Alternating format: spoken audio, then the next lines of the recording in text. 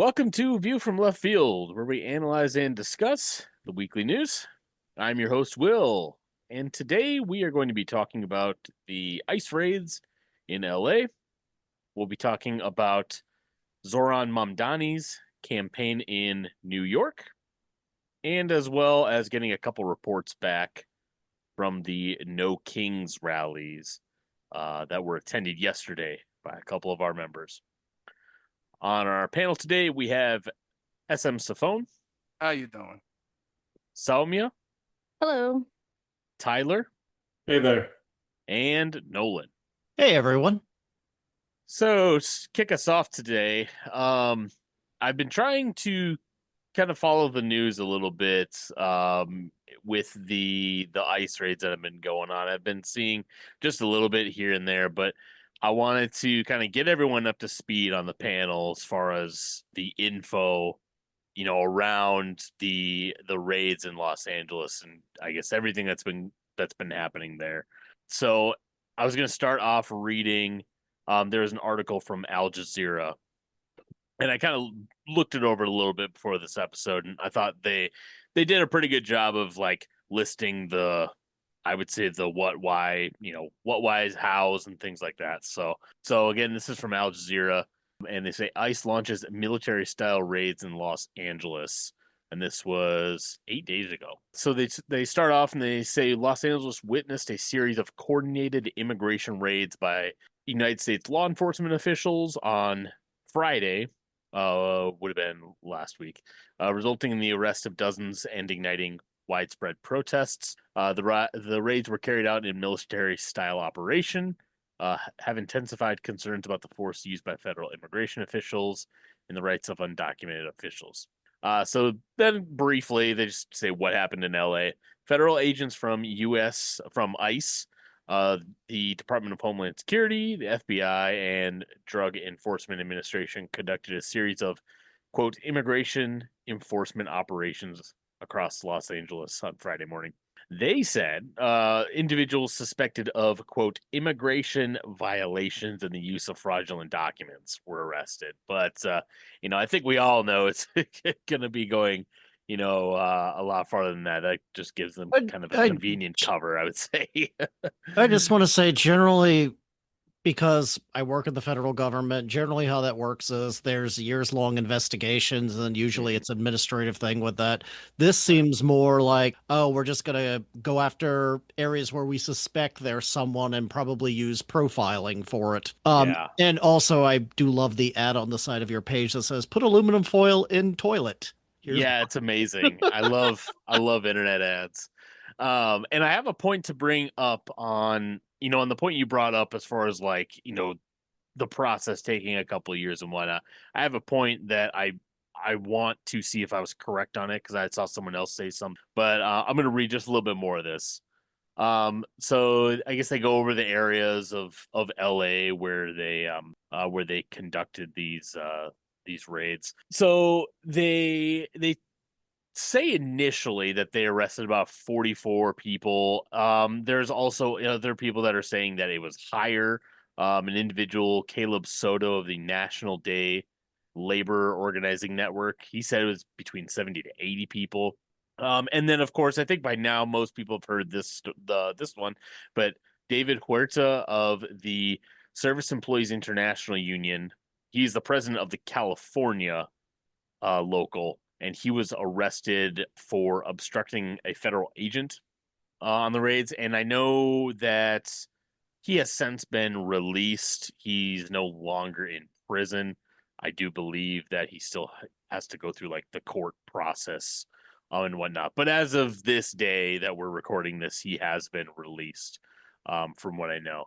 Just a couple more details, and then we can get into it more. So the thing that I thought that was most concerning about these, they talk about the raids, and here they say what set these raids apart from typical civil enforcement actions was their military style execution. According to witnesses, legal observers, and advocacy groups, federal agents involved in the operations were heavily armed and dressed in tactical gear, with some wearing camouflage and carrying rifles. Agents arrived in unmarked black SUVs and armored vehicles, sealed off entire streets around targeted buildings. Drones were used for surveillance. Sites were blocked off with yellow tape. They say similar to like a drug bust or quote unquote, counterterrorism. And then of course we have the protests that came about because of this. Really quickly talk about LAPD officers issued dispersal orders and warned protesters, blah blah blah. And then they say to enforce the order, officers in riot gear deployed tear gas, pepper spray, and they say less lethal munitions, such as rubber bullets, but I think we've all seen the effects of rubber bullets, and especially if I've heard other people say you were supposed to shoot the rubber bullets at the ground, and that way they ricochet off the ground, and then but of course, they never do that. They shoot them right at protesters. And of course, that caused all kinds of events to happen in LA. I know I've seen pictures of burning cars and things like that. But yeah, there is a lot of stuff going on in LA. Now, really quickly, the point I wanted to bring back to Nolan, I saw someone say recently Hmm. that especially when it comes to something like immigration, right? Or we're talking about immigration violations or things like that. I've heard people say that is merely like a civil violation. Which is something like you would basically it's like something that you would be fined. Oh, you like overstayed your visa. Like, here's a ticket for doing, not like, hey, we're going to arrest you and deport you. Is that like, would you say that is accurate kind of in So your. technically, it's not really something you get a fine for, but generally, if visas expire, depending on how they are, it's either they're good up to a certain date Mhm. or they're good for what they call duration of status, which means like if you were a student, you had a student visa, and then you finished your program, you technically had about like 30, up to 30 to 90 days, depending on the visa, to either get a new non-immigrant visa or to depart once it's done. They're not, they are technically something they say, oh, well, you're not in status. We could kick you out, but it was never something that was a high priority or profile thing ever. Because, one, the immigration, because there's a million processes, thankfully, with immigration where there's appeals, you can file counter appeals. It just, you can, the process can drag on. It's not like per se where earlier ICE was kidnapping students off campus basically because the Marco Rubio's State Department decided to revoke their visas for no fucking reason. The State Department's got a much wider range of, oh, we do what we want, there's no appeal for it, fuck you. Basically, where at least with immigration there is, or there's supposed to be, due process, but of course they're not going to go through with that now because I'm being told that the priority is just get a number of deportations a day. So no one's going to give a shit about past presidents' due process or even stop and consider like, is this right? It's fucking disgusting, honestly. Basically, what I'm hearing though is in the process, you can't just be unilaterally picked up, or I guess when I say that, I mean No. quote unquote legally. It's not like they can just unilaterally come pick you up No, and say, because "Oh, even you're yeah." if you're in the country, even if you, what the terms go, you are inspected at the border and then admitted or paroled in, there's still a court process where they got to put you in immigration proceedings to where either, okay, you're arriving at the border, you're in here without, or we let you in, but we're finding you deportable for X reasons. And usually, at least I've really only come across people that it's either they've done some kind of serious crime like assault that had a kid that had a child involved or with violence. And I think I've maybe had someone that had a little more serious sexual offenders, but Mhm. on the whole, generally it's not like they just pick you up and just put you in proceedings. There's Right. still a whole administrative and court process that has to go through. And of course, while they're giving all these fundings to ICE agents, they're still underfunding the courts. Hmm. Because God forbid, with the big courts, they're blocking my bill, they're blocking progress. You gotta go Yeah. against them. So, Right. Yeah. Of course, we gotta underfund the courts so that way we can which just we can just work around them. another point is to be one of these enforcement officials with ICE, the bar even considered to like jobs like agents or any kind of enforcement in the Department of Justice, like the bar is a lot lower for qualifications for them and with the training they have to do. Like, say what you want about the FBI, but they go through a shit ton of training. A lot of these enforcement agents, though, nowhere near. Yeah, and another thing on that I had read too, and this was from some of I would say some of the unions, or I guess some of the more left groups that are reporting on the raids, is that I mean it's pretty classic. Of course, I think we all know by now that a lot of these protests will of course start out peaceful. They will be, and then the violence is a lot of times instigated by police, or they will make something up, say like, oh, we saw someone starting to do this, or like we suspected someone did this, so basically it's these cops that just instigate violence because like, I feared for my life, or like some college student is in front of me, and I got scared, whatever kind of reasoning they use. I have seen that been reported now by a couple different places that it was really initially the cops that instigated any kind of violence on the protesters. But then what they'll do is, and I'm sure this happened during the George Floyd protests, it's the cops come and they start beating up protesters. The protesters, fight back even in ounce, and then the cops say, oh, they're fighting, so then they just have more what's the word, like just more reason to be more brutal and come down even harder on the protesters. So I don't I would say that part we've seen time and time again, unfortunately, in this country. And then of course that all leads to the ramping up, and Trump, I believe he did send in military Something to that it's yeah, 2000 National Guard, I think. yeah. So yeah, and then it all of course escalates to that, and where the military gets sent in, and which even that thought of sending troops in to quell a protest is just, I don't know. I mean, I get that it's not an uncommon thing, historically. It's definitely happened before, but just I don't know. It's just the timing of all this in 2025 with everything else going on, the bills that are trying to be passed. It's yeah, I don't know. I think it kind of hangs in the air a little, like a little more maybe. And I'd have maybe sent maybe more I'm being Yeah. naive. troops. I'd have sent more troops, but I needed them for my big parade yesterday. Oh yeah, God. And Yeah. like on the troops themselves, I saw this article recently. Some of the troops are being interviewed, and some of them express that they feel like they're being used like they're pawns, and so they don't even like some of them. They don't even like what they're being sent out to do. Right. Yeah, I've seen something like the morale was extremely low among the military that was being sent in, for sure. I seen something on Twitter from Mike Preisner from Vets for Peace saying that there's a large increase in conscientious objectors being signing up. Oh yeah, absolutely. Well, did anybody have any other points? I know I brought up quite a few things on that, but did anybody have anything they wanted to add on maybe the raids? Anything that maybe I missed?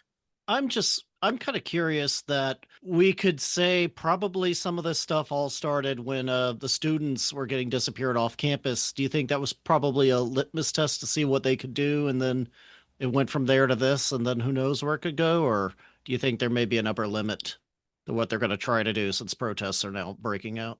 I think they're gonna. I don't see it. You don't see them backing I off? I don't see them backing I off. me neither. I mean, we still got, and if anything, I see, given what's going on in New York City now with the mayoral campaign, I could see them trying to ramp up in New York very soon. And on the subject of New York, SM, I know you have a lot to say on what's going on in New York right now.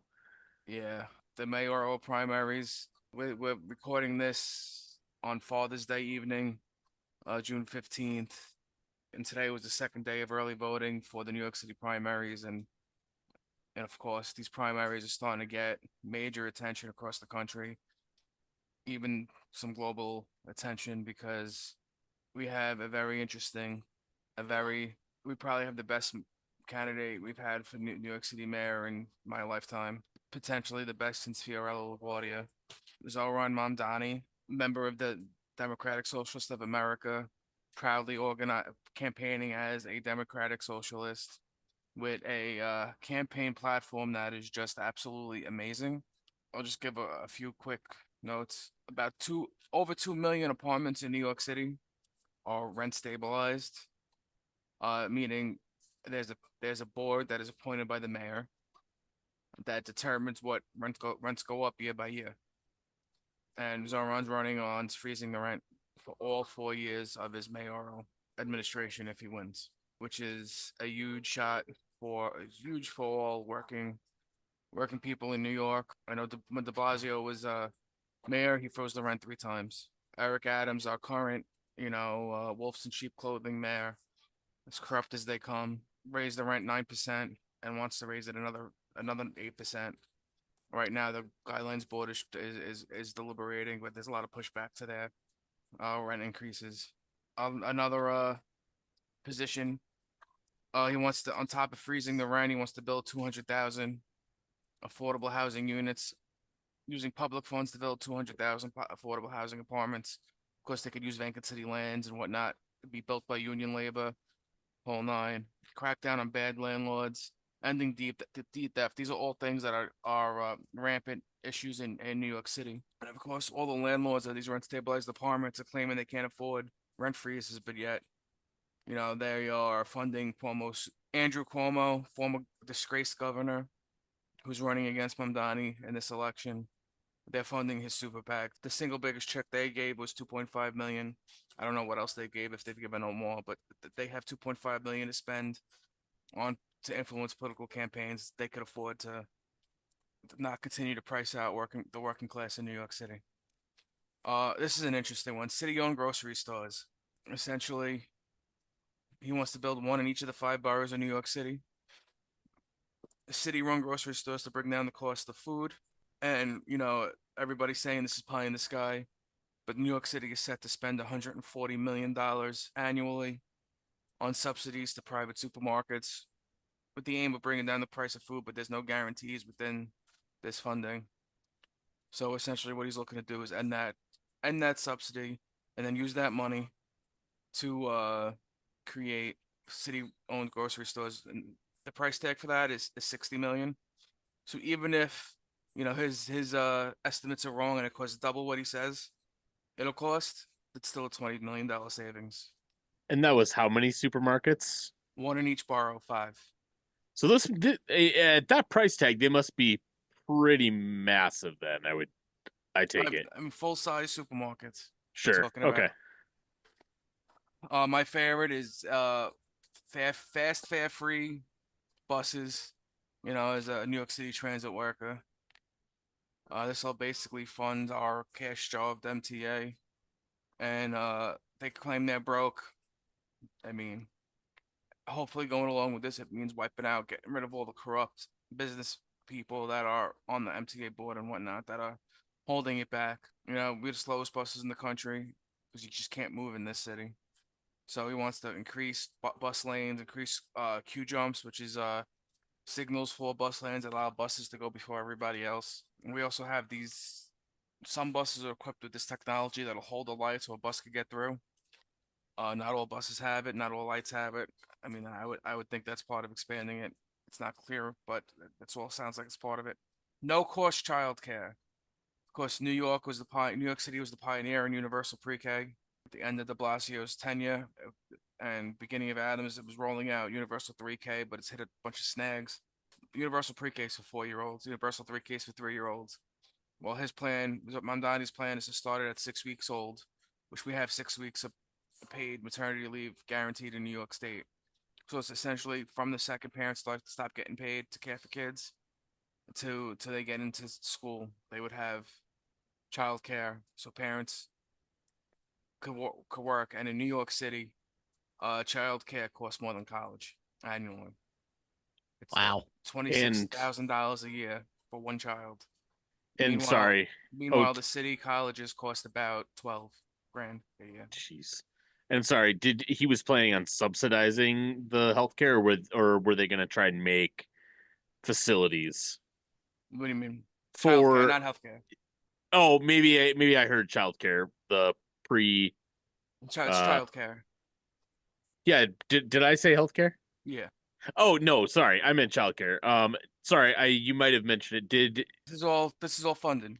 Fully right, funded. but he's just going to subsidize the current facilities, or were they going to look at making their own? That is it's going to be both. That's Oh, what's sure. been Okay. done with universal pre-K. Okay. And with this plan, because childcare workers that aren't full-blown teachers in the public education system in New York City get paid poverty wages. He wants to bring their wages up to parity with the public school teachers in New York City. So this is huge. This is all huge stuff. He wants to end our government. New York City government relies heavily on consultants and all this shit that raises the cost of doing everything, and he wants to wipe it out. A big news: Zohran Mamdani is a state assemblyman. Which is essentially our state's version of the House of Representatives, and he's been a co-sponsor on a bill ever since he was elected into the assembly, the New York Health Act, which would essentially create a single payer healthcare system for all New Yorkers in New York, and all New Yorkers in the state of New York. And here in New York City and in the state, there's been a contentious thing going on with some of our lovely business unionist leaders and the Democratic government working together to force retirees into Medicare Advantage, privatized Medicare. And that's been a huge step. My one criticism of Zohran for the last few months has been he hasn't outright said anything on this issue, even though, in effect, his push for a single payer system in the state of New York would solve that issue. He never outright said anything on the specific issue because it's been an ongoing topic. He's finally come out and said he's gonna he's gonna reverse the Medicare Advantage shit that's been going on in the city. I know one of these retiree groups, led by this woman Marian Pizzatola, on Twitter, she goes by @FDNY chick. She's a megalomaniac opportunist. She's done good work on fighting, at least pushing lawsuits and whatnot on this. But she's very she's trying to use that as a cudgel to block anybody that doesn't bend the knee to her from getting elected mayor. And it's an absolute insanity. And that's a wedge is trying to be thrown in this race when it comes to retirees. But, of course, I'm sure the clips from the first two mayoral debates have gone viral. I'll show one clip from the last one, which probably the most viral one that's gone. I'd like to show a little bit from Zohran gave a speech last night at a rally at a music venue, Terminal 5 in Manhattan, New York City. Last night, I want to show a little bit of that. But I'll start with this. In the first debate, Cuomo claimed that Trump would, this is on the ICE issue, go through Mamdani like a hot knife through butter. And then the day before the second debate, the lovely corrupt Cuomo said this. They're going to send in ICE in New York. They are going to do things that are illegal and unconstitutional. But let's not overreact. Zohran Mamdani says he's going to be ready to deal with Trump if he gets elected mayor. What we deserve in this moment is a mayor who can look that authoritarianism in the eye and not see a reflection of themselves. A mayor who has a plan to not just call it what it is, but to stand up and fight back. Mamdani. Yeah, so attacking. Cuomo spent what little he spent not answering anything. He tried to attack Mamdani in that first debate. On this issue, there's nobody better than Mamdani. Mamdani, when Tom Holman came to New York State, Mamdani led a group of state elected officials counteracting him and going after him in the state house. But this is the big one. A big topic has been quote unquote job experience, which that's been a huge. That's been the biggest knock. One of the biggest knocks on Mamdani. Is he qualified to be mayor? Because you have to, have all this other experience supposedly. Well, this is something that drives me nuts. But when I see this in political campaigns, is the person qualified? There's only one thing that makes somebody qualified to hold an elected position: getting the most votes. So technically, nobody's qualified in the race right now to be mayor because nobody's won the election yet. If we're being honest. All right. So, but this is what this was a big exchange in the debate after Cuomo attacked Mamdani's quote unquote inexperience. I have never had to resign in disgrace. I have never cut Medicaid.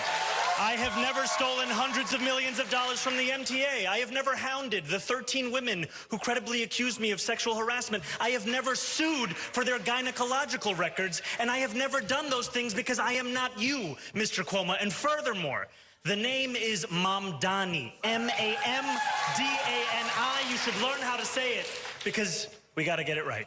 And of course, that's a big thing. Andrew Cuomo has not said his name correctly once throughout this campaign. Partly, let's say he can't say it right now. He's doing it on purpose, trying to put him down. There's just so much that's going on here. Let's see, what else do I got? Oh, this is from another exchange from the debate. After Mamdani brought up, the Trump billionaire donors donating to Cuomo's campaign, and it's gotten even worse. As of this debate, the largest check that Cuomo's super PAC got was the $2.5 million I mentioned earlier from the landlord's lobby. Yesterday morning, former Mayor Michael Bloomberg donated $5 million to Cuomo's super PAC. All the worst of the worst are coming out to spend money to block this guy from getting elected, and that's huge. But Cuomo tried to counteract Mamdani, bringing up his billionaire donors with this. Let's remember this. I am the candidate on the stage who is supported by more labor unions than any other candidate. 650,000 working men and women support me. Then why is it that J.D. Vance went to more picket lines than you did? Let me finish. Just remember. Did anybody catch what Zohran's retweet was? What did he say about J.D. Vance right at the end? Then why did J.D. Vance walk more picket lines than you did? Oh man. And now this is a guy that organized with a taxi driver workers, because in New York, before Uber and Lyft existed, we had these things called medallions, and you had to buy a medallion in order to be able to drive a cab in New York City. Okay, and these medallions were leveraged to the point where they were so-called valued at over $1 million each, and these cab drivers were forced to take out loans in order to keep going on these medallions. And then when Uber and Lyft came, the value plummeted and they were stuck with all this debt. So Mamdani was there organizing with these taxi cab workers to get this debt relief on these loans. He went on a 15-day hunger strike outside City Hall with these taxi cab drivers. He was out there every day for over 40 days on the picket line with them, straight. So this is the level of working class politician we're dealing with here. And they'll attack, his father was a professor at Columbia. His mother was a Indian movie director. But he's a product of New York. Let's see, what else do I got here? Yeah, well, I mean, I just wanted to say I was, and maybe we'll talk about it later. I was talking to Tammy Honeywell, the candidate for District 8 County Legislature for Onondaga County. We were talking about union endorsements, and the public unions, including hers, either refrained or decided to endorse opponent candidate who is not for labor at all. And she said that she's not worried at all about it because she knows she was talking about how corrupt the public sector unions are and how they go against what the rank and file. She said at the No Kings rally, even though the unions did not endorse it, the people were going to them, like the unions were unwilling to endorse a rally, but all the rank and file are going with their union shirts.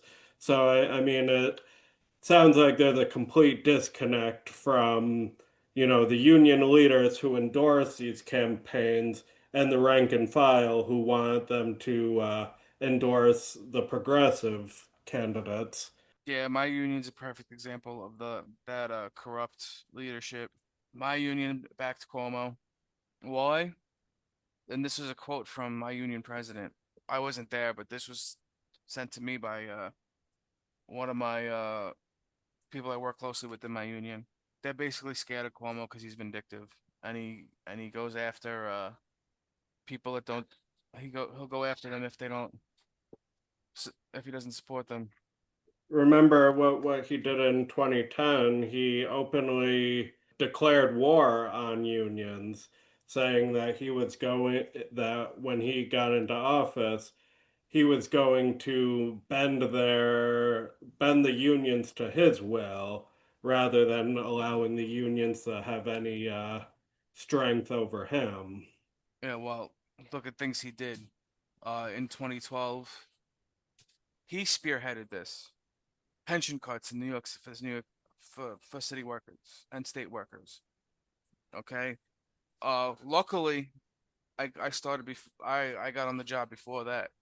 And I don't have this pension, a substandard pension, but now people that work now, they pay more than double into their pension that I do, and they get a fraction of what I get as a pension.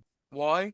Because for years the state used the pension system as a slush fund, and instead of paying it back, they wanted to cut the benefits to cover the balance.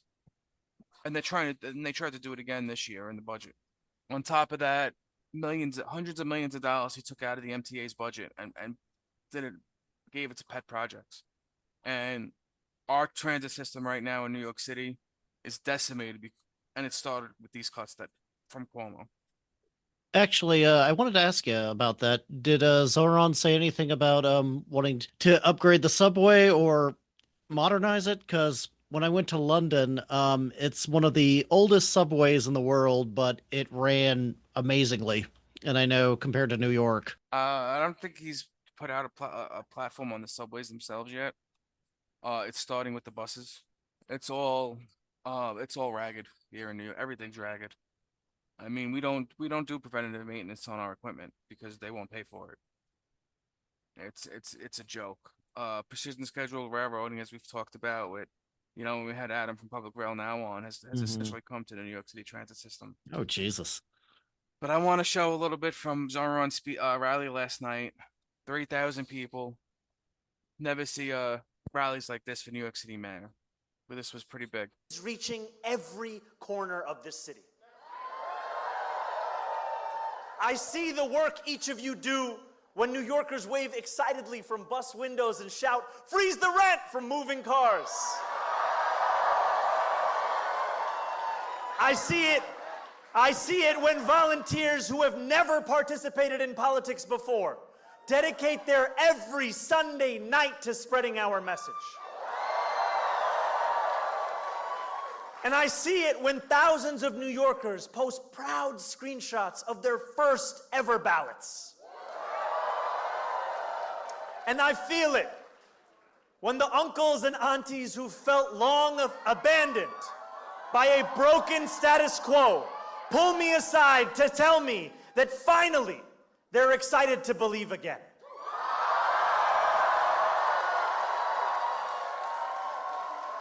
We stand on the verge of a victory that will resonate across the country and the world. Make no mistake, this victory will be historic not just because of who I am, a Muslim immigrant and a proud democratic socialist.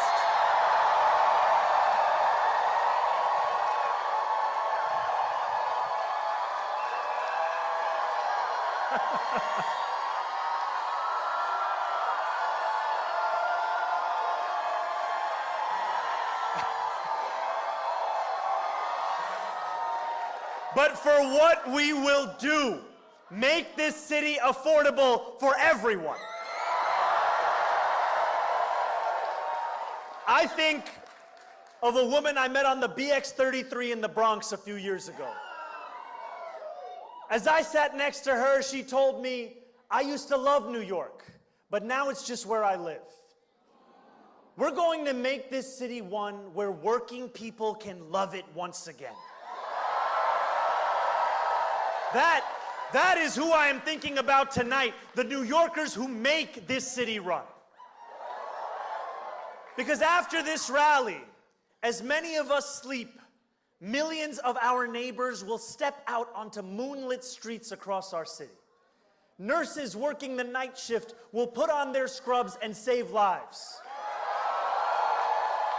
City workers will clean subway stations and pick up our trash. Office buildings will be made new again as the midnight shift scrubs and polishes in the dark. Many of these New Yorkers are immigrants who traveled to this city from faraway countries with nothing in their pockets except a dream of a better life.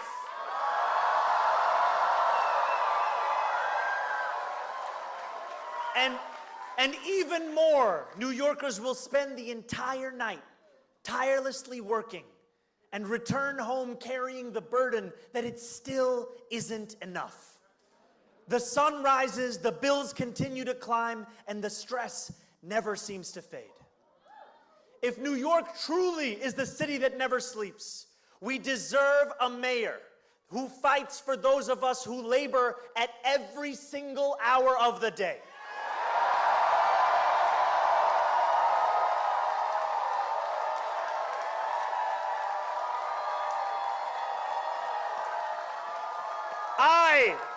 I will be that mayor.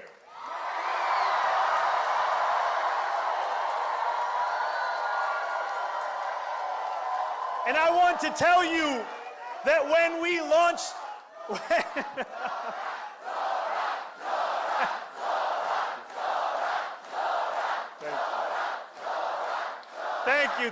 Thank you, my friends. When we launched this campaign on a cold October evening, few thought we could win.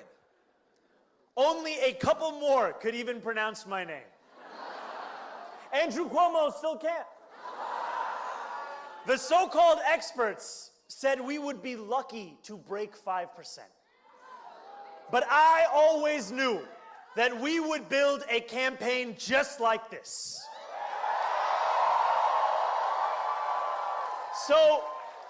So when a disgraced former governor questions whether or not we can lead this city, I look at our campaign and I know the answer. Over 1 million doors knocked, more than 40,000 volunteers.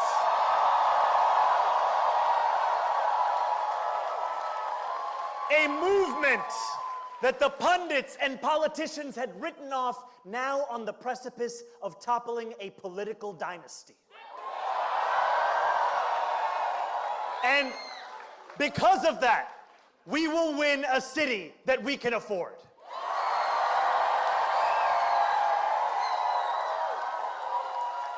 But what does winning look like? It looks like a rent-stabilized retiree who wakes up on the first of every month knowing the amount they're going to pay hasn't soared since the month before. Together, New York, we're going to freeze the... It looks like a single mom who can drop her kids off at school and know she won't be late to work because her bus will arrive on time and cost nothing at all. Together, New York, we're going to make buses fast and free. It looks like a young family that doesn't have to move to the suburbs because childcare doesn't cost more than college. In fact, it's free. Together, Together, New York, we're going to deliver universal. And it looks like safety for everyone. This part is Whether, important. because it whether you're impacts on the position on street, Israel, riding the Palestine. subway, or a house of worship, with our Department of Community Safety, we will invest in the mental health services that we know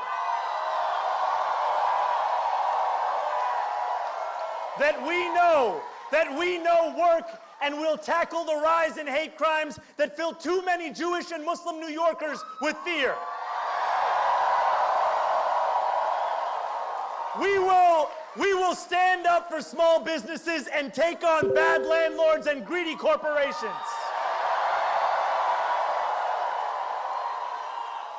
We will make sure our public schools are excellent,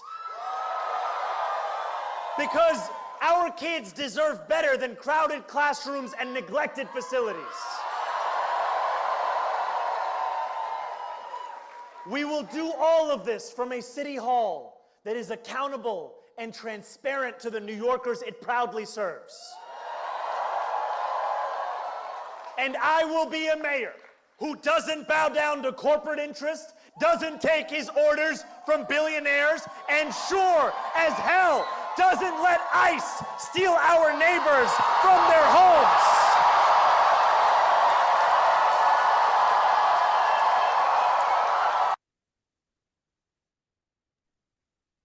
Woof. I have not seen such momentum and excitement since my huge rallies back in 2016. That was not a good.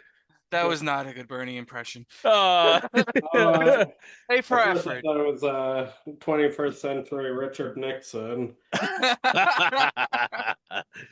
yeah, so there's yeah, another thing I wow. want to show. Let and me this be is- honest, I don't think he's a crook. He does not sound like one. All right, so early voting in the primaries started yesterday. So we've had 2 days of polls. The polls are closed citywide for early voting. When you look at the mayoral race 4 years ago compared to now, on the first day of early voting 4 years ago, 16,867 people showed up to vote across the 5 boroughs. As of now, on the first day this year, it was 30,553. And these are unofficial numbers at the close of polls that could actually be higher. And if you look at the breakdown, Manhattan, 5,418 people in 2021, 10,003 people this year. The Bronx didn't have that much of a jump, only about 450 people. Brooklyn, 4,856 people in 2021, 10,244 people this year. More than double in Brooklyn. Queens, 3,364 in 2021, 6,470 on day one this year. These are the 3 boroughs where Zohran polls the best. And we haven't even gotten into the fact that the New York City primary is ranked choice voting. And that favors Zohran. Which can you explain ranked choice voting? How that works? So essentially, you need more than 50. You need a majority of the vote in the primary to get the nomination. Mm-hmm. So there's actually 11 candidates on the ballot for New York City, the Democratic primary. So as they tabulate the total on the all the votes, you rank your top 5 people, your top 5 choices. And of course, I've pushed out, ranked Zohran Mamdani 1, Brad Lander, who's a progressive candidate, number 2, is Eleanor Myrie, who's a progressive candidate, 3, and then I don't care who you vote, put rank 4 or 5, and make sure you rank somebody 4 or 5, because we got to make sure Cuomo doesn't. You could rank up to 5 people. We got to make sure Cuomo doesn't get any helped in any way by choices being left blank or Cuomo being on the ballot. So essentially, what'll happen is they'll take the first round of votes, and if nobody has more than 50%, they'll remove whoever came in last, and they'll give their votes to whoever their second choice was. Still, if still nobody has 50%, they'll do the next person until you're down to until somebody finally breaks 50% of the vote. Eric Adams 4 years ago won by 7,000 votes, and the main reason he won was because people left their ballots blank after their first or second or third choice. So the big push this year is to get everybody to fill up every spot. And even bigger is Zohran Mamdani and Brad Lander, who's the number 3 in the polls for the most part, cross-endorsed each other yesterday. So they're asking whoever backs them to rank the other second, which is a huge step.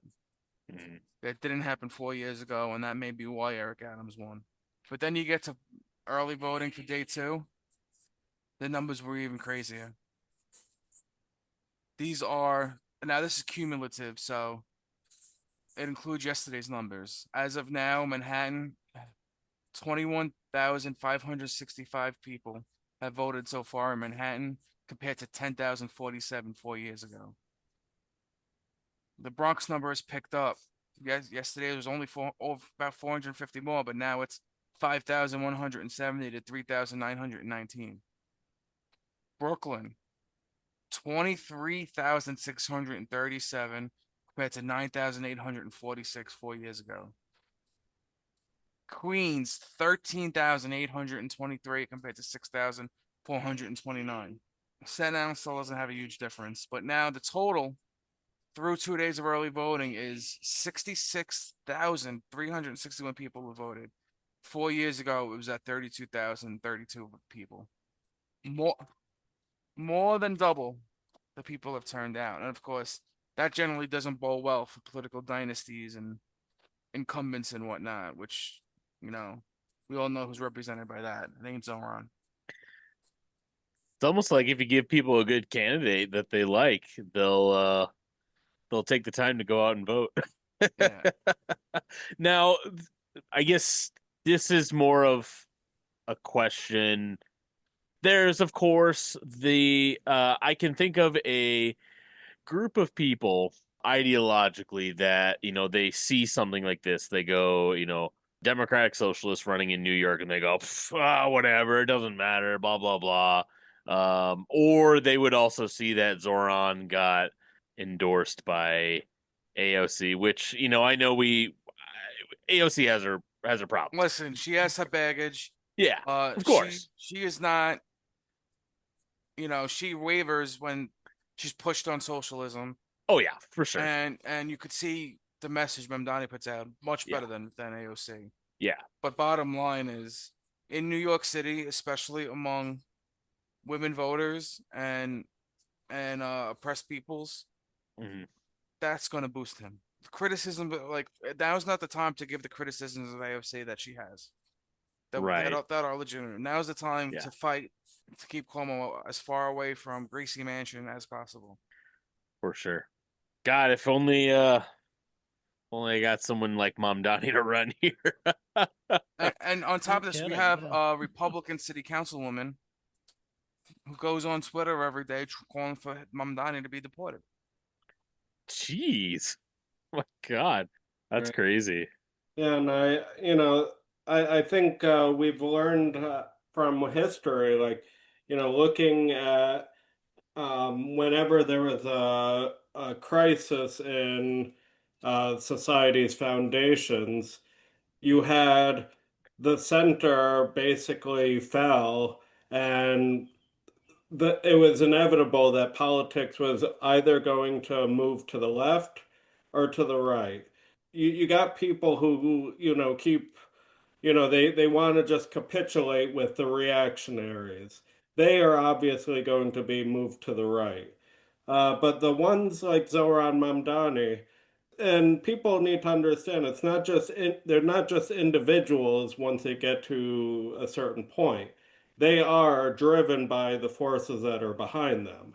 So if the left refuses to get behind people like Zohran Mamdani, then they're basically going to open it up for him to move further to the right. Let's hope that that never happens.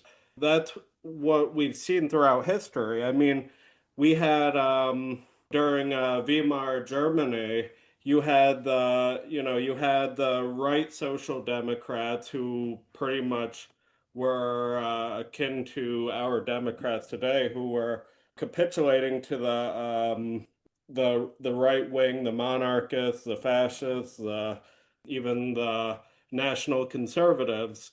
But then you had like some of the more moderate social democrats that the other left forces, they saw what people like Friedrich Ebert did, with their, cracking down on the left, having their Freikorps.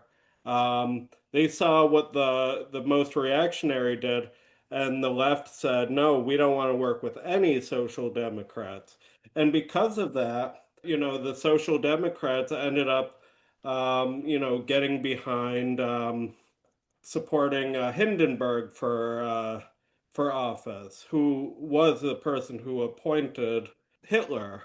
So the point that I'm trying to make is, if the left isn't getting behind these candidates that are showing a leaning to the left, they are creating a vacuum to allow them to be pulled to the right. Yeah, and I will just say this before we go on to No Kings, which there's, and we will get on that, the No Kings protest. The left is coalescing around Zoran for the most part. I have seen some, trots with their typical record bullshit, but uh look at this. And of course, for those that can't see, I'm showing what this is a ad that was put out by the DSA themselves. Every New York socialist in office has ranked Zoran number one, and in the image, Zoran is holding a sign that says "Socialism beats fascism," and you can't get much better messaging than that. But I'll let you take it over, Will, on the No Kings protest. Yeah, so I had the chance to go to my No Kings protest yesterday. I believe Nolan did as well, so I'll give kind of a brief overview of how mine went. But for anyone that, of course, doesn't know, of course, the No Kings rallies, around the country, they were put on by 5051, and same people who did like the hands off rallies back in, that was late April. So yeah, so I went yesterday. A couple members of like my local labor council went as well. And it was actually really convenient because Pride was the same day. The parade ended right before the No Kings rally, intentionally, I'm sure. Or I'm sure the organizers of No Kings did that intentionally. So we had a lot of like mixing, like really, like, it was really good because like the parade ended and a lot of people were like, oh, well, we're like right by the No Kings rally. We might as well just, go to this kind of thing. So I would say overall, while I was there, um, we had we basically had a 2 block span of sidewalk where people could do their, do the protests, hold up signs and all that stuff. And there was a park area as well. One side of the street ended up being like pretty much filled up almost immediately, probably within the first half an hour.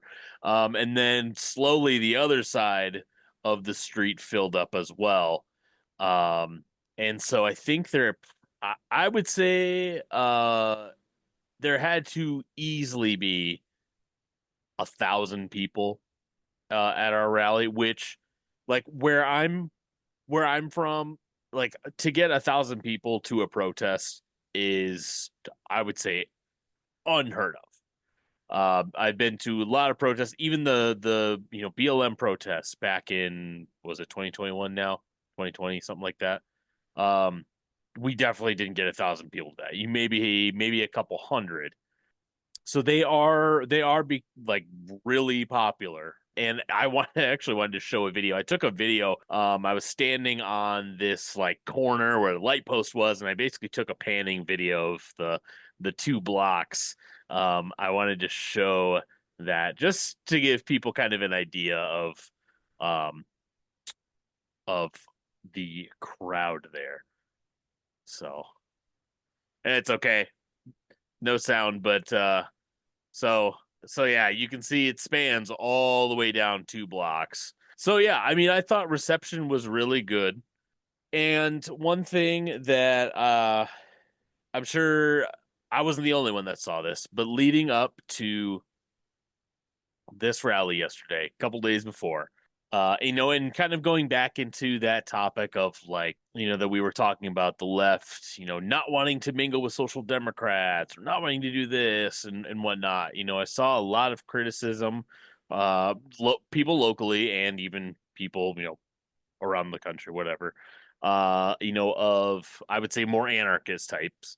Um, First off, saying, don't bring your phone to protests, make sure and, uh, I saw people saying, like, make sure and wear your masks and black bloc. And it's like, okay, first off, like, this is like, what kind of advice are you trying to give? You're literally telling people to go black bloc at a protest.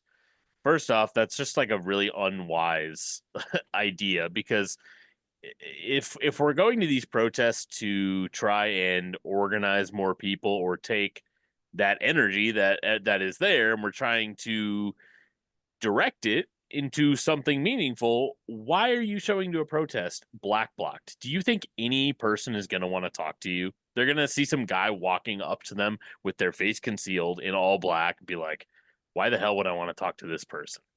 And yeah, right.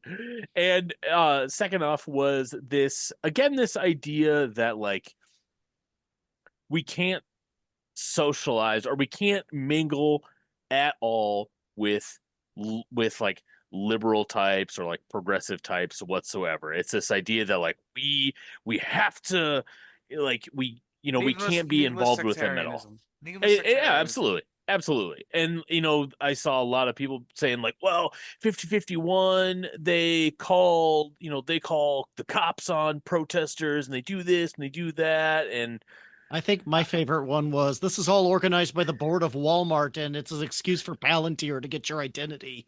yes, I kept seeing Palantir, like, oh, don't bring your phone because Palantir's doing surveillance, and like this just gives them more information. It's like, I'm sorry, but like, you are the exact same people saying that are the same people that sit online and they post 20 times a day about how they're gonna, do this and that, and they take all these pictures with their guns and they're LARPing. It's like, I'm sorry, you do not need this idea that like, don't bring your phone to a protest because your phone will snitch on you. It's like, you already snitch on yourself on social media. Like, you don't. I don't know. It's just, it's crazy. And these And people this, probably run their mouths with this, and their phones will snitch on them because they use fucking biometrics on their phones, and unlike a more normal person, which would use you use a passcode, the cops can't force you to open it. You right, use your biometrics aren't considered private, so Yeah, they could if you're people who using use their fingerprints or their retinas to unlock their phone to their face, I'm like, no, absolutely not. yeah. So yeah, that was like, I don't know. That was another thing that just really irritated me. And I actually got into like a really good conversation with a couple members of like my labor council, because we were basically there and we're seeing the crowd and we're like, this is crazy. But like, we need to give these people an outlet because there's all this energy here. There's 1,000 people here, and if all they do is just go to protests, nothing, we have to take that energy and we have to build, the anti-monopoly coalition. We have to funnel that into something, and we had like a pretty good conversation about that. But I mean, yeah, it's just in that same vein. It's like you have these people that sit online and they just criticize all of these protests, but they don't want to show up and they don't want to try to even organize these people, into something to, take well, all of that energy. if you see So the attendance at each as these rallies have gone on, it's only grown. yeah, So these people absolutely. are having less and less influence. Hmm. Hell, in Right. New York City here, unfortunately, I've been struggling through two Achilles tendonitis in both my feet. So going out to a rally like that is very difficult for me at the moment. But Sure. I drove past the rally in Staten Island, which is part of Trump country in New York. Hmm. Um, and it was one of the largest rallies I've seen in a long time. Yep. In the rain. And then you look at the videos from all the different No Kings rallies throughout New York City, and the attendance was insane. But in New York, it was even extended past Trump, which Hmm. is crazy. Oh wow.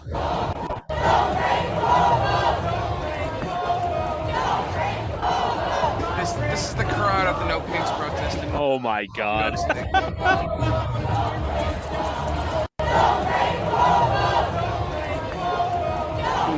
And Wow.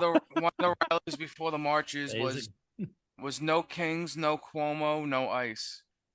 Wow. It, Yeah. it it took, and then even in here in Brooklyn, at least, the No Kings went into Pride, because Pride in Brooklyn was like yesterday. Yep. Um, it was just a huge event Hmm. all around everywhere, and compare that to the crowd that showed up for Trump's military parade yesterday, which which Yeah. which which couldn't outdraw the god awful Washington Nationals baseball team, who lost their seventh straight game to one of the worst teams in baseball, and they outdrew that military rally in the same city. Right.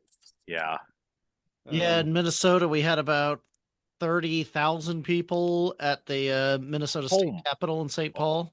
Oh my God. We had a That's we had a very huge, very big rally.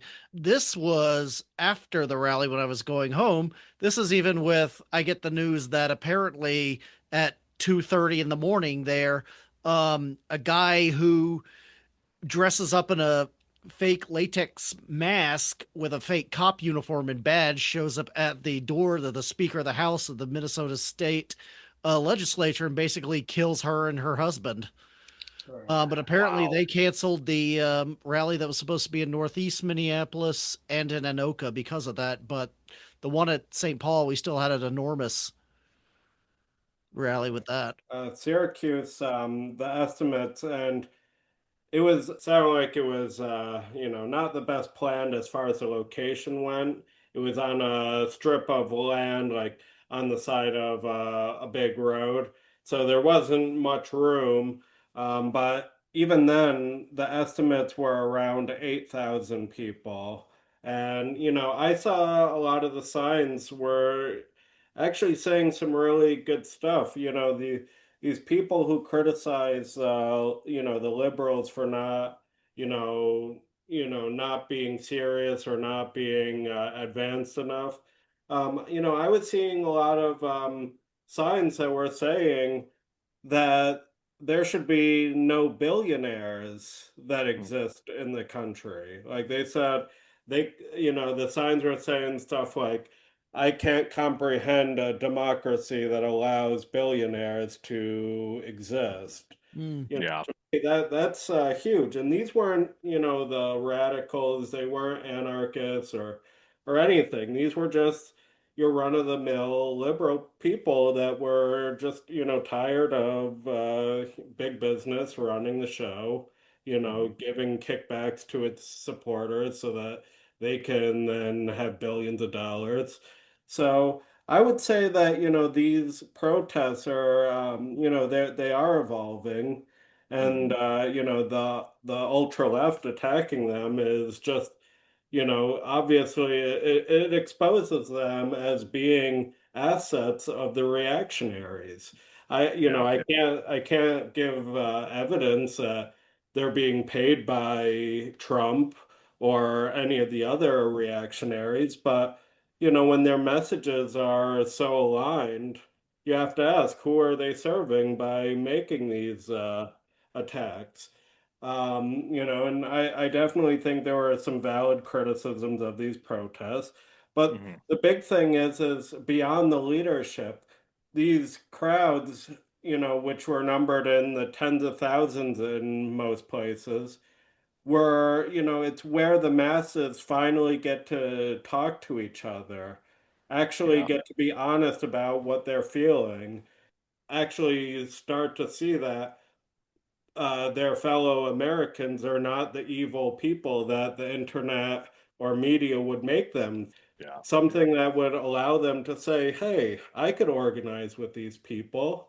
They're not as scary as I used to think. So we should be, very supportive of these rallies, not support, not cheering on the leaders, but cheering on the fact that this is a mass movement in birth. Hmm.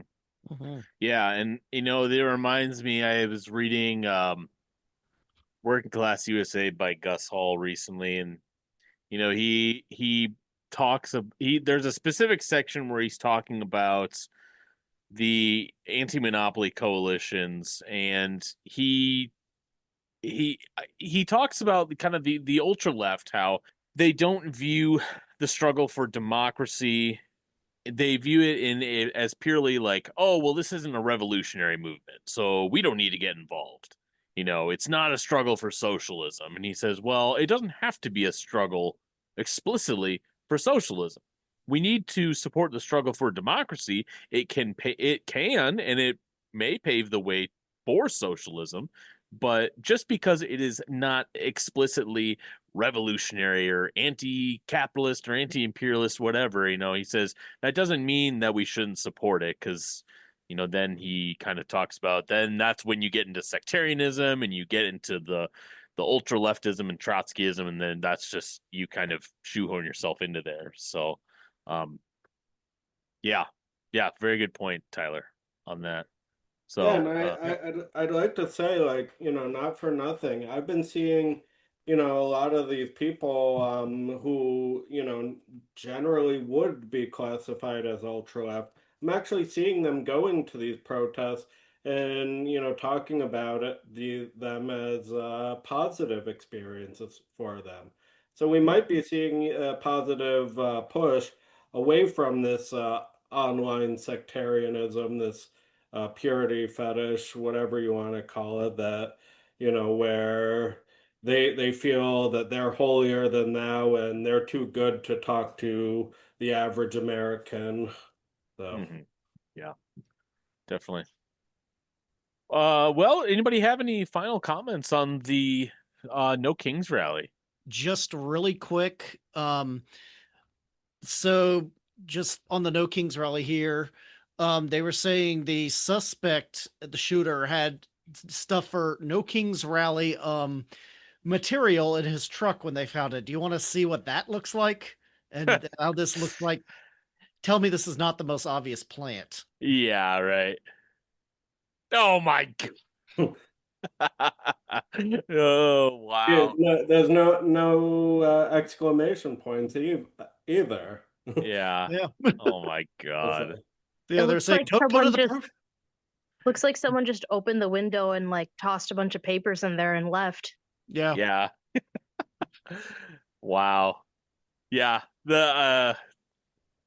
I'm baffled. Because yeah, there was actually some concern of like ICE, the cops going to be out, but I guess with this, they were all kind of focused on that. I heard around the area where the speaker lived that they've had a lot of uniformed people around there, but Yeah. so guy's still at large. We'll see. Yeah. well, and they said that he had a manifesto. I guess every assassin these days has a manifesto they're just carrying around with them. Oh, Yeah, right. gotta have my wallet, my keys, my phone, my manifesto.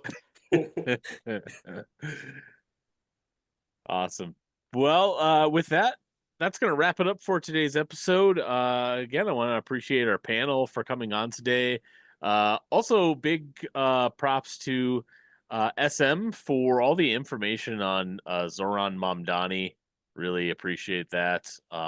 Giving us the lowdown on what's going on in New York City. And if anybody's interested in phone banking, you don't have to live in New York City to do it.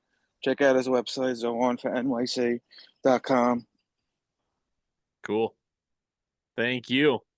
With that, this is View from Left Field, and you can find us on any podcast platform you listen on. And again, want to thank our panel for coming today. and hope everyone has a great rest of their Father's Day and a good week. We'll see you next time. Take care, all. Bye, everyone.